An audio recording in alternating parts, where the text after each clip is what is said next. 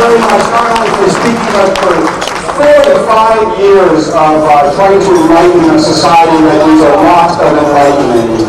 Speaking of enlightenment, we have one person here we want to honor, to be sure. There's not a person in this room who doesn't know a character. The character is called Chong Chong.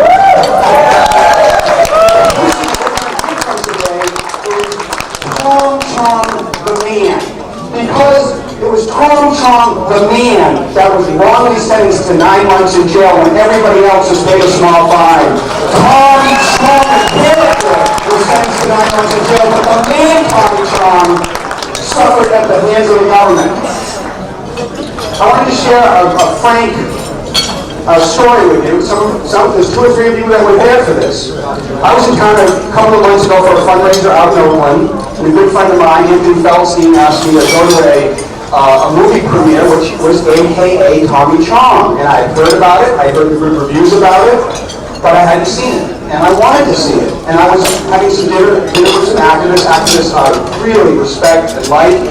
And I said, listen, I gotta go, I'm gonna go see this documentary about Tommy Chong. And someone went, that asshole. I mean, why would you go and want to see anything about Tommy? I mean, he's been nothing but an anathema for drug reform and for marijuana law reform. And we sort of mixed up a little bit, and I didn't really take the same view at all. So then I went into the movie theater, and we watched which we will see, that's the next thing after Tommy speaks, we're going to see this movie. It's a terrific documentary that shows you behind the scenes of getting arrested, going to jail, then the aftermath of it. So after I saw the movie, I met with the producer and director and got to meet with Josh Gilbert, who also speaking here today. And I said to him, we'd love to have Tom come. We've never asked Tom to do anything. We've never asked him to come speak at a national conference or come to a hemp fest or anything like that, so we'd love to have him come on out. But we're not speaking fee type folks. And what you'll see from the movie is a catharsis, I would argue, and I think Tommy can speak about here, that has led to this day. And I'm so proud and so happy that Tom has joined us today. We have an award, of course, but I'd like to lead you to it because it's very special to Tom. That is a Board of Directors Special Appreciation Award for Thomas Chong, Los Angeles, California, to acknowledge his special role in popularizing the marijuana smoking culture in America in recognition of the personal price he has paid for his outspoken advocacy when he was selectively prosecuted for offering pipes for sale on the internet, and his grateful recognition of his continuing efforts to achieve a rational marijuana policy in this country that legalizes the responsible use of marijuana by adults. I really don't have to introduce him except to thank him, Thomas Chong.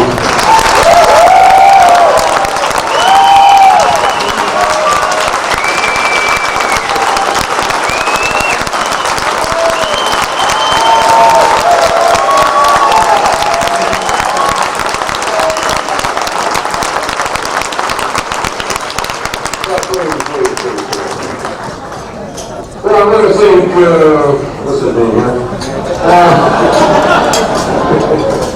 No, really, thank you, is it Claire? And I want to thank everybody here for coming for a free meal. Well, I guess it isn't free, you guys really didn't. It's really fun watching the stone people eat. You get that intense look on your face, man. When you're still you shut the dog when we go in. It's a good food, but they kind of food they fly anyway. But it's really nice being, free again. Jail, wasn't that all that bad? In fact, I want to tell everybody, all that Bubba stuff, that Homer stuff, it's not true. It doesn't hurt. It is when the government is doing it to you.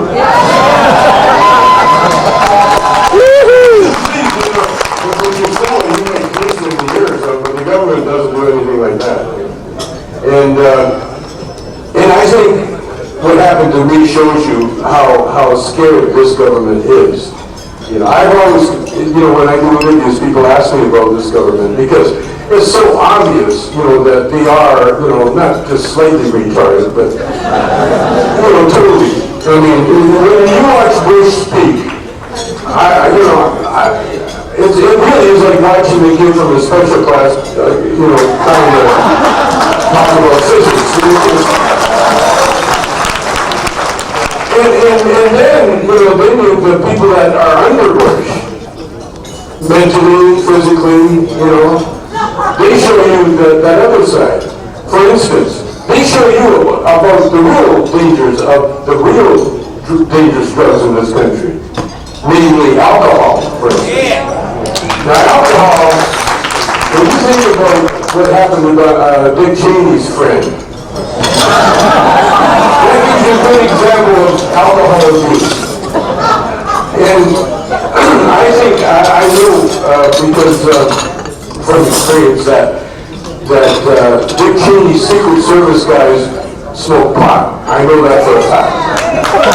I do know that. And the reason I know that is that I sold them bombs.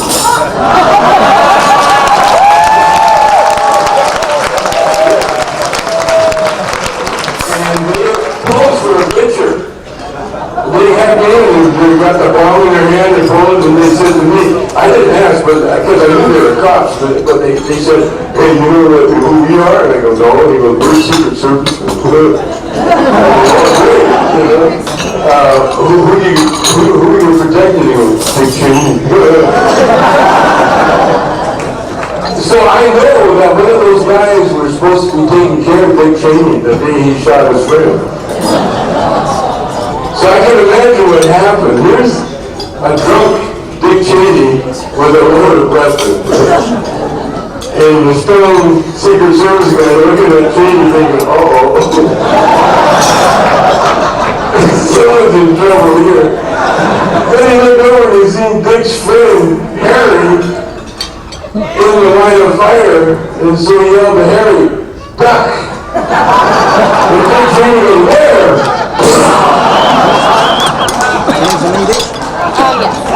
At least something that could have happened. And our President George Bush is a very good example of probably what happens when you take the most dangerous drug, which is methamphetamine. Methamphetamine, which is also legal, cough syrup, buy it in any store. You gotta cook it up, but still, it's legal. Methamphetamine makes the user do weird things when you take it. It's a speed, so the user walks around the house looking for something to take apart. They become tweakers. And so they take shit apart. A lot of bikers are tweakers, and so a lot of bikers will take their bike apart, and then they'll try to put it back together, and you'll have like 6 boxes of parts left over. Because the dangerous thing about tweakers is that they can take the shit apart, but they can't put it back together. Much like George Bush has done to this country.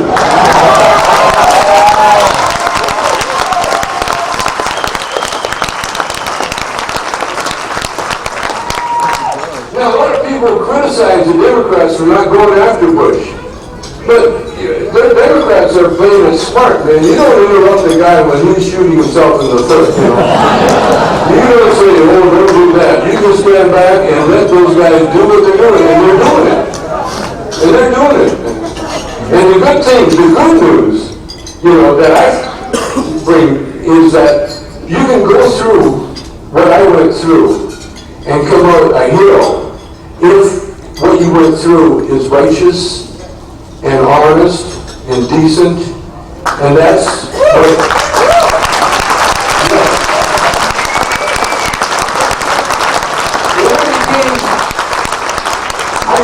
Canadian. I'm from Canada, and so I'm down here, and I've been down here for years, and I got fans all over the place, and I got a fan in the immigration place. They call me, hey, Chong, you want to become a citizen? And yeah. He's going, we got a slave. He goes, so come on down, and we'll swear you in, you're a citizen. So I said, oh, cool, really, I always wanted to be a citizen. So I went down there, and you had to study. You're supposed to study, and you're supposed to learn about America. So I learned